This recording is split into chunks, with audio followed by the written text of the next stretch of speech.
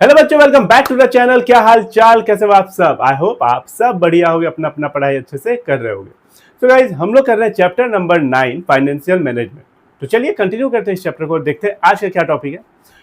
हम लोगों ने मेन इंपॉर्टेंट जो आपका टॉपिक था, financing decision, investment decision and dividend decision complete किया। अगर आप लोग नहीं देखे वो वीडियो जाके जरूर देखो, बहुत ही इंपॉर्टेंट वीडियो है, पूरा डिटेल में मैंने समझाया है। आज का टॉपिक है हमारा फाइनेंशियल मैनेजमेंट। तो चलिए इसको स्टार्ट करते हैं। ओके, और इसको भी समझते हैं क्या है इसमें। चलिए, क्या है फाइनेंशियल मैनेज प्लानिंग। तो फाइनेंशियल प्लानिंग क्या होता है? हमने प्लानिंग तो चैप्टर पढ़ा ही था, यस और no. What to do, when to do, how to do and by whom it should be done, ये था planning.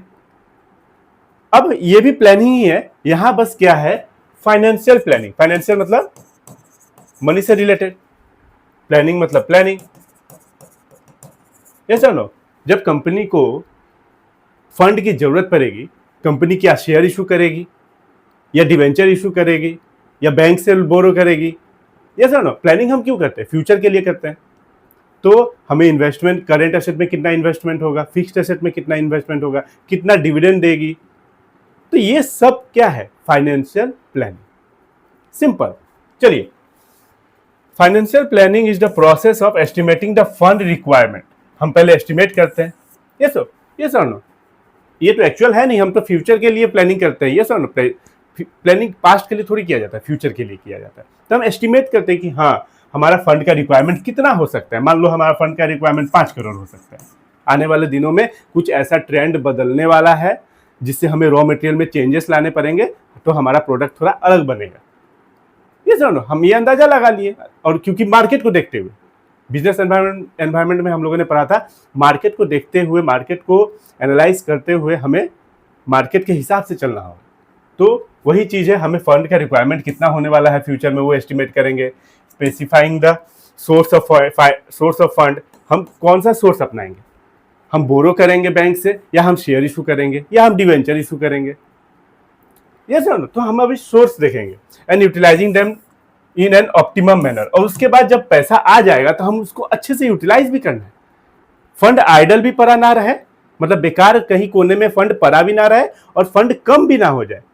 Okay, optimum utilisation of resources जिसे हम बोलते हैं। चलिए, आई होप आपको समझ में आ गया होगा। Financial planning is basically concern with preparation of financial blueprint. एक पूरा ब्लूप्रिंट है ये, कि कहाँ से फंड आएगा, कितना आएगा, कहाँ इन्वेस्ट होगा, ओके, करंट एसेट में कितना, फिक्स्ड एसेट में कितना, ओके। तो हर चीज़ का ब्लूप्रिंट है। हमारे जितने फंक्शन है, 5 फंक्शन है, ओके, तो पूरा कोऑर्डिनेशन मिला के चलना है, यस और नो। हमारा जो अलग अलग डिपार्टमेंट है कि नहीं, अलग अलग डिपार्टमेंट होते हैं, आपको पता है। Production department, purchase department, sales department, marketing department, आपका HR डिपार्टमेंट, वहाँ भी फंड चाहिए। तो हर चीज़ का प्रॉपर ब्लूप्रिंट तैयार है। Blueprint of an organisation future operation, okay. Future में जो पूरा फ्यूचर ऑर्गेनाइजेशन का जो ऑपरेशन चल रहा है, ओके, तो पूरा ब्लूप्रिंट तैयार है। कौन किस मतलब कितना फंड आपका प्रोडक्शन डिपार्टमेंट में चाहिए, कितना आप डिविडेंड दोगे जब पैसा कमाओगे, तो कितना आप सेविंग रिटेन अर्निंग करोगे, तो हर चीज़ का। तो यही क्या है? सिंपल, यही फाइनेंशियल प्लानिंग है। प्लानिंग तो कर ही रहे हैं, किस चीज़ का प्लानिंग कर रहे हैं? पैसे का, कहाँ से आएगा, कितना आएगा, कितना कौन से डिपार्टमेंट को जरूरत है, हर चीज़। आई होप आपको क्लियर हो गया होगा, बहुत आसान है। Objectives of financial planning.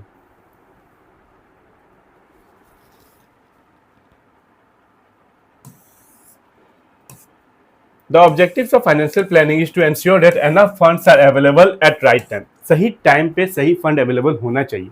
पहले ही पता कर लेना है कि हाँ, आने वाले 1 महीने में हमें 1 करोड़ की जरूरत पड़ सकती है। क्या हमारे पास रिटेन अर्निंग है उतना, हमारे पास सेविंग है तो ठीक है, नहीं है तो अभी शेयर इशू करने का प्रोसेस चालू करो, जैसा नो, या फिर डिवेंचर इशू, या फिर बैंक से लोन, कुछ भी हो सकता है। It aims at achieving the following 2 objectives. Number 1, to ensure availability of fund whenever required. जब फंड की जरूरत हो तब फंड चाहिए, होना चाहिए। Financial planning basically aims to ensure that sufficient funds are available at the right time. सही बात है, सही टाइम पे सही फंड, सही और क्या बोलते हैं, फंड जो है रिक्वायरमेंट जितना होना हो जितना फंड के रिक्वायरमेंट है उतना चाहिए। ओके, फॉर डिफरेंट पर्पज, बहुत सारे पर्पज है। ओके, सच एज परचेज, अब क्या पता आपको एसेट खरीदने हो, day to day business activity, working capital जिसे हम बोलते हैं। ओके, तो फंड, बिना फंड के तो। Number 2, to ensure that unnecessary finance is not raised. अब एक बात देखो, एक्स्ट्रा फंडिंग भी सही नहीं होता है एक फर्म के लिए, एक ऑर्गेनाइजेशन के लिए। क्योंकि अगर मान लो आपने एक्स्ट्रा फंड लोन ले लिया, आपने मान लो, ओके, तो आपका कमाई हो चाहे ना हो, पहले से ही इतना सैलरी देना है, डिविडेंड देना है, आपको टैक्स देना है, बहुत कुछ है। तो उसके अलावा आपको जो फंड बेकार का पड़ा हुआ है उस पर आपको इंटरेस्ट भी देना होगा, ये सर नो। तो आइडल फंड आपको जरूरत नहीं है। तो excess funding is almost as bad as inadequate funding. अगर आपका फंडिंग कम है वो भी खराब है। ओके, जितना रिक्वायरमेंट है उससे अगर कम फंडिंग हो रहा है वो भी खराब है, और अगर आपका एक्सेस फंडिंग हो रहा है वो भी उतना ही खराब है जितना कि इनएडिक्वेट फंडिंग। समझ में आ रहा है? दोनों ही ठीक नहीं है, ना ही इनएडिक्वेट और ना ही excess. In case of surplus fund, financial planning aims to use it in the best possible manner so that the financial resources are not left idle. वही कि इस तरीके से आपको प्लानिंग करना होगा कि जो भी फाइनेंशियल रिसोर्सेज है, चाहे वो रॉ मटेरियल हो, चाहे वो पैसे हो, अभी यहाँ पैसे का बात हो रहा है, तो जो भी फंड आप रेज कर रहे हो, चाहे कोई भी सोर्स से, वो आइडल नहीं रहना चाहिए। ओके, उसका यूज होना चाहिए इस तरीके से ताकि वहाँ से कुछ प्रॉफिट आए। इस जगह से, ऐसे जगह पे इन्वेस्ट हो, ऐसे प्रोजेक्ट में इन्वेस्ट हो जहाँ से आपको प्रॉफिट आए, यही है मेन मुद्दा। And don't unnecessarily add to the cost. और ये नहीं कि पड़ा हुआ है और एक कॉस्ट ऐसे ही अननेसेसरीली इंक्रीज हो रहा है। कॉस्ट मतलब आपको इंटरेस्ट देना पड़ रहा है, वो कॉस्ट ही तो है। चलिए, आई होप समझ में आपको आ गया होगा। तो ये ऑब्जेक्टिव कंप्लीट। अब देखिए, एक छोटा सा टॉपिक आता है जो कि है financial planning and financial management. दोनों का डिफरेंस क्या है? फाइनेंशियल मैनेजमेंट हम लोगों ने पढ़ा ही, पूरा चैप्टर वही है कि पैसे कहाँ से आएंगे, फाइनेंसिंग डिसीजन, पैसे आने के बाद कहाँ इन्वेस्ट होंगे, ओके, कितने करेंट एसेट में, कितने फिक्स्ड एसेट में, और जब हम पैसे कमाएंगे उससे, जब हमारे पास पैसे आ गए, मान लो शेयर इशू करके या फिर लोन लेके, उसके बाद हमने इन्वेस्ट किया प्रोजेक्ट में, उसके बाद वहाँ से जब हम प्रॉफिट कमाएंगे तो कितना डिविडेंड देंगे। ओके, कितना डिविडेंड देंगे, हमारा मेन मुद्दा क्या है? To maximise the wealth of the equity share holder, to maximise the wealth of the equity share holder, ये हमारा मेन मोटिव है, ये आप मत भूलना। इसी को कहते हैं फाइनेंशियल मैनेजमेंट। और फाइनेंशियल प्लानिंग किसको कहते हैं? प्लानिंग फ्यूचर के लिए किया जाता है कि हम फंड कहाँ से कितना लाएंगे, इमरजेंसी में कितना फंड हमारे पास अवेलेबल होना चाहिए, हर चीज़ का जो ब्लूप्रिंट होता है, कहाँ इन्वेस्ट करना है, करेंट एसेट में कितना इन्वेस्ट करेंगे। ओके, आप अलग अलग डिपार्टमेंट को ले लो, प्रोडक्शन डिपार्टमेंट को कितना देना है रॉ मटेरियल के लिए, हर चीज, हर वो छोटा से छोटा और बड़े से बड़े चीज जहां पैसा लगेगा, पूरा ब्लूप्रिंट, उसको फाइनेंशियल प्लानिंग। ओके, तो financial management aims at choosing the best investment and financing alternative, है कि नहीं? फाइनेंसिंग ऑल्टरनेटिव, आप पैसे कहां से लाओगे? ओके, आप ओनर्स फंड और बोरोड फंड कहां से लाओगे? ओनर्स फंड मतलब आपका क्या हो सकता है? ओनर्स फंड में शेयर इशू करोगे, आपका सेविंग जिसको हम बोलते हैं रिटेन अर्निंग, ये दो हो सकता है। बोरोड फंड में आप क्या करोगे? या तो बैंक से लोन लोगे या तो डिवेंचर इशू करोगे। ये सर नो, तो यही होगा, दोनों पे आपको इंटरेस्ट तो देना ही है, कमाई हो चाहे ना हो। उसके बाद आप कहाँ इन्वेस्ट करोगे? करंट एसेट में कितना करोगे, फिक्स्ड एसेट में कितना करोगे। ओके, यहाँ पे क्या आ जाएगा? इन्वेंट्री और स्टॉक, यहाँ पे और आ जाएगा working capital, day to day expenses के लिए। फिक्स्ड एसेट में आप मशीन खरीद लिए, आप नया प्लांट तैयार कर रहे हो। ओके, तो ये सब हमें देखना है। Bye focusing on their cost भी देखना है, इस पे कॉस्ट ज़्यादा पड़ रहा है क्या, हर चीज़ का खर्चा है। आप शेयर इशू करोगे, आपको अंडरराइटर कमीशन, ब्रोकर, ओके, आपका फिर स्टैम्प ड्यूटी, शेयर इशू करने पे भी बहुत खर्चा होता है। वो देखने में, नाम सुनने में लग रहा है कि शेयर इशू कर दो, ऐसा थोड़ी होता है, बहुत ज़्यादा खर्चे आते हैं। और या तो बैंक से लोन ले लो, तो उसमें भी आपको इंटरेस्ट देना है। तो कौन सा चीपर होगा? अगर बैंक से लोन लेना हमारे लिए सही है, कम इंटरेस्ट है, तो ठीक है, बैंक से लोन ले लेंगे। ओके, तो पूरा डिटेल में मैंने समझाया हुआ है, वो आप देख सकते हो, आप ये आराम से लिख लोगे फाइनेंशियल मैनेजमेंट। तो एक बार देख लेते हैं फाइनेंशियल मैनेजमेंट। तो bye focusing on their cost and benefit, cost भी देखना है और उसका बेनिफिट भी कितना है। कॉस्ट कम होना चाहिए, बेनिफिट ज़्यादा होना चाहिए। That is its objective is to increase share holders wealth. और ये ऑब्जेक्टिव है मेन कि ये सब करने के बाद हमारा जो मेन मकसद है कि शेयर होल्डर्स का जो वेल्थ है, to maximise the wealth of the share holder, ये होना चाहिए। ओके, इसको कहते हैं फाइनेंशियल मैनेजमेंट। और फाइनेंशियल प्लानिंग किसको, it aims at smooth operation by focusing on fund requirement. Smoothly organisation चले ऐसे प्लानिंग कर लो पहले ही कि फंड रिक्वायरमेंट कितना हो सकता है फ्यूचर में, and their availability in the light of the financial decision. Okay, तो फाइनेंशियल प्लानिंग तो अभी मैंने बताया, अब वही लिख देना। ओके, और इसको भी ऐड कर देना। चलिए आगे बढ़ते हैं। Importance of financial planning. Financial planning जो हम करते हैं, क्यों करते हैं, इसका कोई इंपॉर्टेंस है? बिल्कुल है। क्या क्या है? ये हेल्प करता है, हमारे हेल्प से company to prepare for the future. सही बात है, कितने पैसे चाहिए, कहाँ से आएंगे, कहाँ इन्वेस्ट होंगे फ्यूचर के लिए। आप क्या है, ये एकदम छोटा सा टॉपिक है, ये प्रिपेयर करता है हमको। Helps in avoiding business shock. अचानक से आपका कोई प्लानिंग कोई ब्लूप्रिंट तैयार नहीं है, अचानक से ट्रेंड बदल गया, आपको रॉ मटेरियल में चेंजेस करने पड़ेंगे। रॉ मटेरियल जो पुराना रॉ मटेरियल करोड़ों का पड़ा हुआ था वो सब वेस्ट, ये तो अच्छा खासा शॉक लग जाएगा आपको।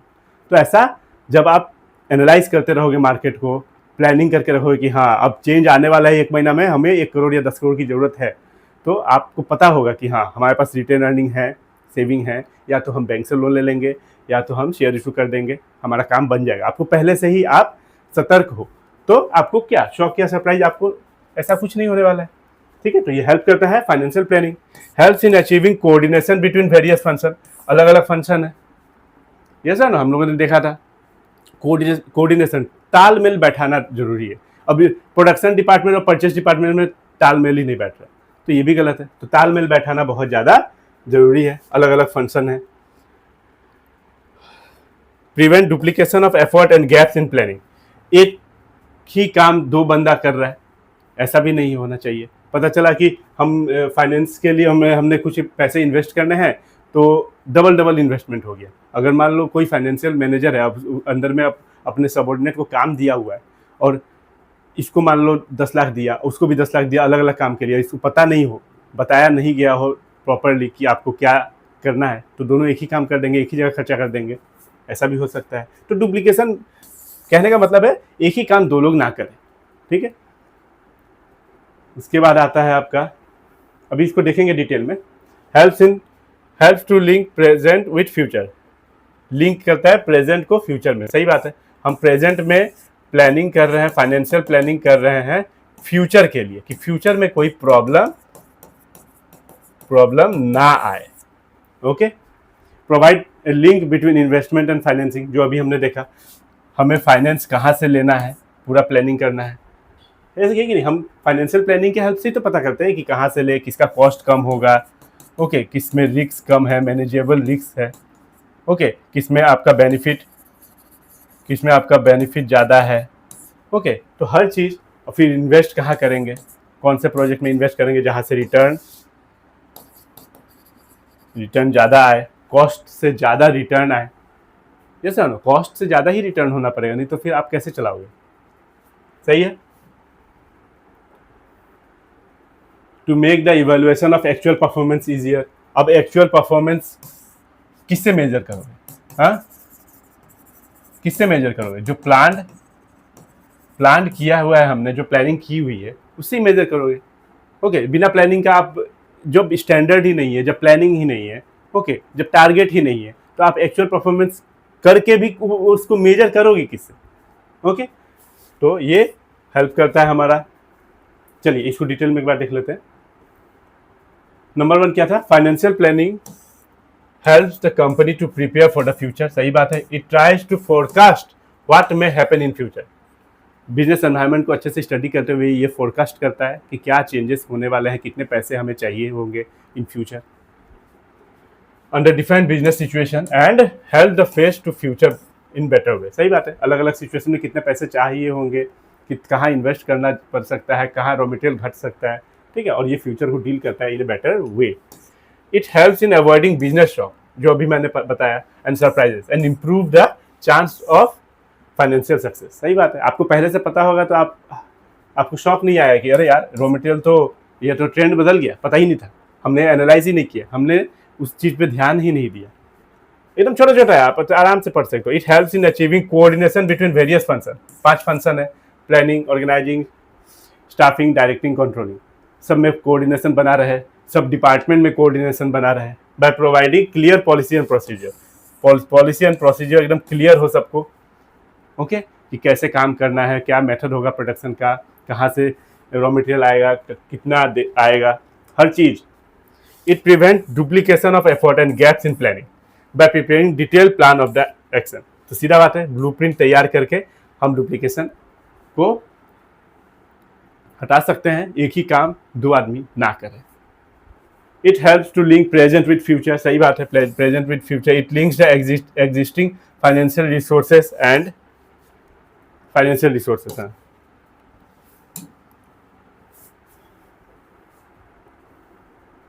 It helps to link present with future. It links existing financial resources. हाँ ठीक है, इतना ही रहने दो। तो प्रेजेंट को फ्यूचर से यही तक रहने दो, ये भी लिख दोगे आप बना के तो हो जाएगा। It helps in link present with future. हम प्रेजेंट में प्लानिंग करते हैं, फाइनेंशियल प्लानिंग, कि हमें फ्यूचर में कितने फंड की रिक्वायरमेंट हो सकती है और हम कहाँ से फंड एक्वायर करेंगे, ओके, कहाँ से फंड को अरेंज करेंगे। सही है। It provide a link between investment and financing decision, कि कहाँ से पैसे आएंगे और वो कहाँ पैसे यूज होंगे, जो मैंने अभी बताया, okay, on a continuous basis. और ये कंटिन्यूस बेसिस पे चलता रहता है। It makes the evaluation of actual performance easier by clearing specify the detail objective of the various business segment. तो इवेल्युएशन करेंगे एक्चुअल परफॉर्मेंस का, और ये इजी कर देता है, क्योंकि हमारे पास ब्लूप्रिंट तैयार है, हमारे पास टारगेट तैयार है कि कितना पैसा कहाँ से लाना है, कितना इन्वेस्ट करना है कहाँ। तो हम उस चीज़ को लेके टैली कर सकते हैं कि हाँ, जैसा हमने प्लान किया था वैसा एक्चुअल परफॉर्मेंस हो रहा है कि नहीं हो रहा है। जो हमने कंट्रोलिंग में पढ़ा था, कंट्रोलिंग वाले चैप्टर में आप जाके देखना। चाहता है आपका कैपिटल स्ट्रक्चर। देखिए, capital structure refers to proportion of debt and equity used for financing business operation. नहीं समझ में आया? देखो अच्छा समझो। Total capital,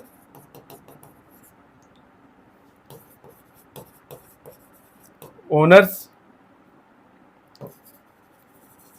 fund, borrowed fund.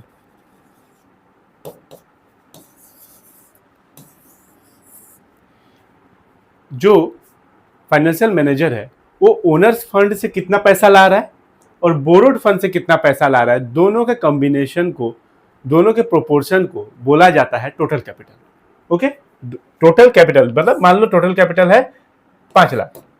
Okay, तो मान लो ओनर्स फंड इसके पास 2 लाख थे, 2 लाख थे मतलब या तो शेयर इशू किया होगा या तो आपको रिटेन अर्निंग,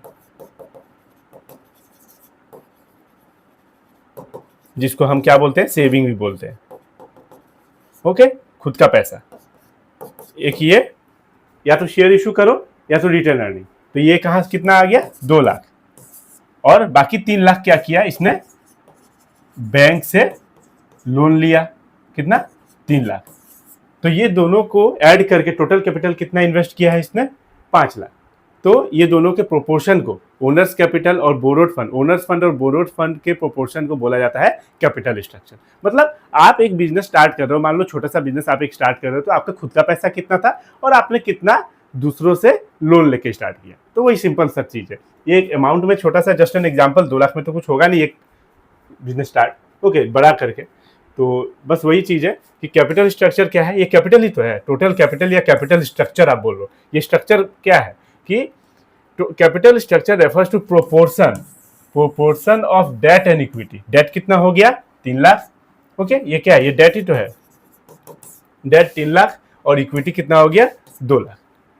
तो फॉर फाइनेंसिंग बिजनेस ऑपरेशन, तो इसी को क्या बोला जाता है, कैपिटल स्ट्रक्चर। ये एक स्ट्रक्चर तैयार हो गया कि मैंने 3 लाख का लोन लिया, 2 लाख मेरे पास थे, हमने इन्वेस्ट किया। Okay, simple.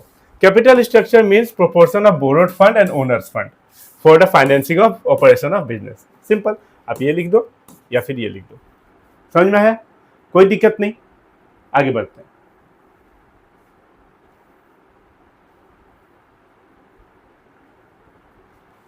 ओनर्स फंड यानी इक्विटी। इक्विटी ओनर्स फंड को क्या बोला जाता है? टोटल कैपिटल और टोटल इक्विटी। इक्विटी भी लिखा हुआ है, ये सब no. They consist of equity share capital, preference share capital, retain earning. आप इक्विटी शेयर कैपिटल से शेयर इशू करके कितना पैसा ला रहे हो, प्रेफरेंस शेयर भी इशू कर सकते हो, रिटेन अर्निंग मीन्स हमारा जो सेविंग है या रिजर्व एंड सरप्लस भी आप बोल दो। ओके, तो ये हो गया ओनर्स फंड। बोरोड फंड जो मैंने अभी बोला कि they are in the form of loan, debenture, public deposits, ये भी एक प्रकार का लोन ही है। तो आपको इनमें क्या देना होगा? फिक्स्ड रेट ऑफ इंटरेस्ट देना होगा। This may be borrowed from bank, other financial institution, debenture holders and public. Capital structure is the mix between borrowed fund and owners fund. तो वही चीज है जो मैंने अभी समझाया, दोनों का combination, 2 lakh plus 3 lakh. Okay, ये हो गया ओनर्स फंड, ये हो गया बोरोड फंड कि 3 लाख मैंने लोन लिया, 2 लाख मैंने आपका ओनर्स फंड मेरे पास था, जो हो गया 5 लाख का टोटल कैपिटल स्ट्रक्चर, या फिर आप मान लो टोटल कैपिटल, या फिर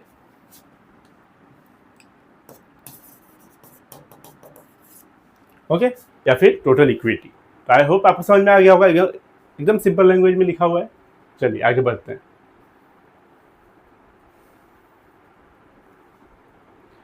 सेम नोटवर्डी पॉइंट्स अबाउट डेब्ट एंड इक्विटी। तो नेचर क्या है, क्या क्या हो सकता है? Debt is a borrowed fund whereas equity represent to owners fund, जो हमें पता है। डेट क्या है? बोरोड फंड है, और इक्विटी क्या है? ओनर्स फंड है, खुद का पैसा। ओके, क्योंकि देखो एक चीज आप जान लो, इक्विटी ओनर्स फंड या खुद का पैसा क्यों माना जाता है? क्योंकि जब शेयर इशू करते हैं, कंपनी शेयर इशू करता है, तो जो शेयर होल्डर खरीदते हैं, share holders are the owner of the company. अब कंपनी डिविडेंड दे चाहे ना दे, उसकी मर्जी, ऐसा कंपलसरी है नहीं कि डिविडेंड देना पड़ेगा। और दूसरी बात, प्रिंसिपल अमाउंट भी जो लौटाना है वो भी जरूरत नहीं है, इसीलिए ये कंपनी का खुद का पैसा माना जाता है। ओके, आई होप आपको कॉन्सेप्ट पता होगा, मैंने बस बता दिया। और दूसरा क्या है? Equity are expensive securities but these are safe. हाँ, अब आपको क्या लगता है, एक शेयर जब इशू करता है कंपनी, तो इतना आसानी से इशू नहीं कर पाता है, उसके लिए बहुत खर्चे हैं, stamp duty, under writer commission, brokerage. Okay, broker जो बीच में इंटरमीडिएरीज का काम करते हैं स्टॉक बिचवाने में। ओके, तो इसका खर्चा, प्रोस्पेक्टस का खर्चा, इसका खर्चा क्या है? बहुत हाई है। जितना आप सोच रहे होगे ना कि क्या करना है, शेयर ही तो इशू करना है, जितना सोचने में आसान दिखता है उतना है नहीं, एक्सपेंसिव बहुत है, it's too expensive. Okay, but safe है। सेफ किस लिए है? क्योंकि इस पे ना आपको डिविडेंड देना है, कंपल्सरी तो नहीं है ना, देना है तो अच्छा ही है, आप दोगे तो पब्लिक खुश रहेंगे, आप कमाओगे तब ना। अब मान लो कंपनी को, जैसे मैंने लास्ट क्लास में बताया था, लास्ट वीडियो, कंपनी को ग्रोथ चाहिए तो डिविडेंड रोक देगा एक बार के लिए। कंपनी ग्रोथ, फ्यूचर में कंपनी ग्रोथ करना चाह रहा है, ओके, नया ब्रांच खोलना चाह रहा है, ओके, अलग स्टेट में मान लो, तो इन्वेस्ट करना चाह रहा है, तो इन्वेस्ट करना चाह रहा है तो अपने आप सेव कर लेगा रिटेन अर्निंग, वो तो डिविडेंड देगा नहीं। ओके, प्रिंसिपल अमाउंट भी देना जरूरी नहीं है, तो ये सेफ है। तो वही है securities from companies point of view, because equity are expensive security but these are safe security from companies point of view, because there is no legal obligation to pay dividend to equity share holder. ऐसा कोई obligation है नहीं कि आप equity share holder को dividend दो ही दो। Debt is cheaper but it is more risky. Debt cheaper है। चीपर कैसे है? आपको इंटरेस्ट देना है, और इंटरेस्ट कब देना है आपको? आपका जो इंटरेस्ट है, जैसे मान लो आपका प्रॉफिट हुआ, तो प्रॉफिट में से हम पहले क्या करते हैं, आप प्रॉफिट एंड लॉस अकाउंट में देखे होइएगा, आप इंटरेस्ट जो है हम पहले ही माइनस कर देते हैं, उसके बाद जो अमाउंट आता है, मान लो कुछ अमाउंट आया, प्रॉफिट में से इंटरेस्ट माइनस करेंगे, डिडक्ट करेंगे, उसके बाद जो अमाउंट आएगा ये होगा टैक्सेबल इनकम, इस पे टैक्स देंगे। ओके, इस पे टैक्स देना होता है। ओके, इंटरेस्ट माइनस करने के बाद बैंक को, जो हमने बैंक से लोन लिया हुआ है, उस बैंक को इंटरेस्ट पे करने के बाद जो प्रॉफिट बचता है उस पे टैक्स देना होता है। तो हमारा प्रॉफिट कम हो गया थोड़ा, है कि नहीं? मान लो 1 करोड़ का इंटरेस्ट देना है, ओके, तो प्रॉफिट तो 1 करोड़ कम हो गया, तो हमारा कम टैक्स जाएगा। ओके, तो ये चीपर भी है। तो debt is cheaper but it is more risky. Risky क्यों? कमाओ चाहे मत कमाओ, आपको इंटरेस्ट चुकाना है और आपको प्रिंसिपल अमाउंट भी चुकाना है. It happens because interest payment and return of principal amount is obligatory for the business in case of debt. तो इसमें क्या है, आपका रिस्क ज़्यादा है पर चीपर है. ओके, चीपर कैसे है? क्योंकि आपका प्रॉफिट थोड़ा कम हो जाएगा यहाँ पे, क्योंकि माइनस हो जाता है और उसके बाद उस पर टैक्स लगेगा. बट यहाँ पे एक्सपेंसिव क्यों है? क्योंकि आपको जो खर्चा आता है शेयर इशू करते टाइम बहुत ज़्यादा ही आता है. ओके, और एक बात जान लो, जब आप डिविडेंड देते हो तो डिविडेंड जो रिसीव करता है, जो शेयर होल्डर को डिविडेंड मिलता है वो टैक्स फ्री है, बट कंपनी के लिए वो टैक्सेबल है.